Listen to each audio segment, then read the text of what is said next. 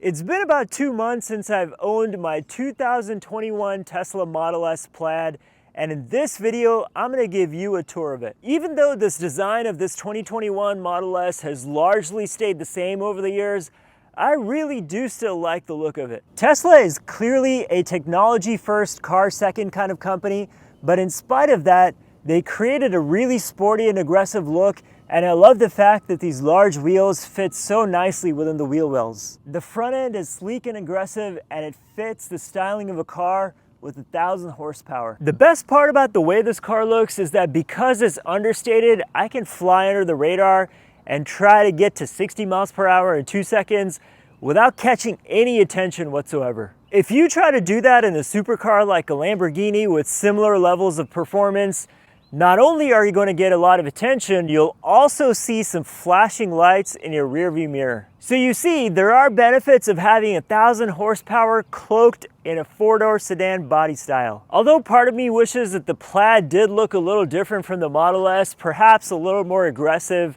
something to indicate that it's not just your ordinary Model S. It is nice though to drive this around that gets zero attention. I can't even imagine if people really did know that this was 1,000 horsepower, how many people would try to race me at stoplights. But as far as most people are concerned, a Tesla is just an iPhone on wheels and everybody has one. Sometimes you'll notice as I'm filming this video that the lights are flashing. That's because this has got Sentry Mode enabled, and Sentry Mode is the coolest feature on this car. With Sentry Mode on, it's constantly recording, and I'll film a separate video on how awesome the feature is. With all the cameras on this thing, it's constantly recording anybody that gets up close to it. The amount of technology in this car is absolutely mind-blowing, and the Sentry Mode is literally the tip of the iceberg. Because Tesla created the car from ground up, they did everything differently from a regular car manufacturer. So it does take a couple weeks to get used to it, but once you do though, this car provides an incredible amount of convenience. The first uber convenient thing about the Tesla is that it's controlled by the app. No keys, no key fob, just walk up to the car, the doors unlock, you get in and you immediately start driving. These yoke steering wheels on a Tesla are a controversial design. Some people hate them, some people love them. I would prefer a normal steering wheel, but there is one big benefit to having this, and that's having a clear view of the dash. You have so much information that's displayed here. You have the nav, you have the car visual, all of the road lines and markings. Especially in full self-driving mode, you can see exactly where the car is, and also when changing lanes, you can see who's around you. It's fun to be able to grip the two sides of this thing, but the novelty does wear off after some time. What I haven't gotten used to yet are the buttons for the signals.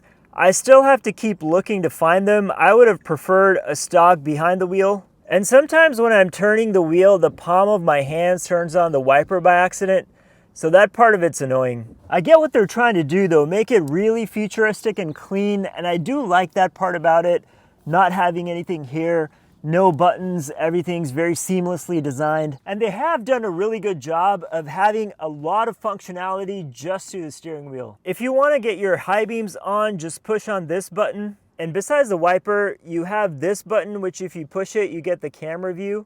The voice command on this thing works really well. Set temperature to 65.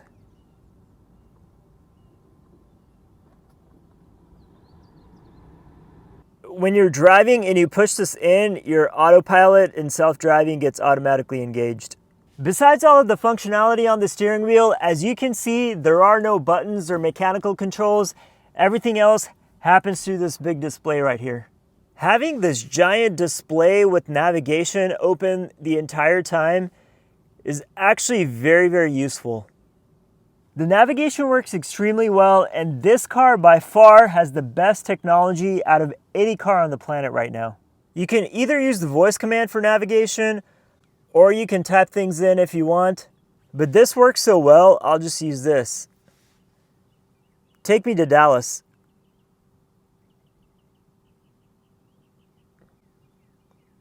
And you can see how quick it is. Push on this, and it tells you exactly how to get there. But navigation is just a small part of it. There's a whole host of things you can do through the screen. Not only can you open the front and the trunk through this menu, You can also adjust the mirrors, the steering, the window locks, the wipers, all of it through here. I do wish though you could adjust the mirrors through something on the steering wheel or a button on the dash, because it gets tricky to try to have to scroll through all the stuff on the menu and try to find exactly what you're looking for. It is distracting when you're driving. But I guess the whole idea is that this car is supposed to drive itself, which it can with full self-driving, so you don't really need to mess with your mirrors at all. And when you put on the turn signal to change lanes, you get a display of what's next to you. So between that and all of the graphic visuals and the sensors, I guess you don't really need to check your mirrors in the first place. Tesla is asking you to really put a lot of faith into technology, and I don't know if I'm quite there yet. Eventually I'll get there, but just not right now. Acceleration obviously has to be in Plaid mode, and you can change the steering mode as well. Track mode is grayed out. I don't know what it takes to ungray it. I'll have to find out, I guess. I'm getting constant software releases on this thing about once a week. And right now I have version 12.3.6 for the full self-driving software. There's been a ton of updates lately on full self-driving and also this new auto park feature. In a separate video, I'm going to demo to you how amazing this full self-driving has become. It's surprisingly beneficial in all kinds of ways. I haven't even uncovered half of what this car can do. It's like getting a new phone where it takes you a while to really discover all its features. But the more technology of this car that you can use, the better of a commuter daily driver this gets, because it just makes things very, very easy. And then when I have to go charge this thing at a supercharger if I'm really low on battery, I'm never bored because there's lots of entertainment in this car. You can click on theater so you can watch Netflix or YouTube. Or if you want to play games, you have some options as well. My two favorite apps to use in this car, Podcast and Spotify. What I don't like about this Model S Plaid are the seats. They're not that great, not that supportive, a little bit on the flimsy side.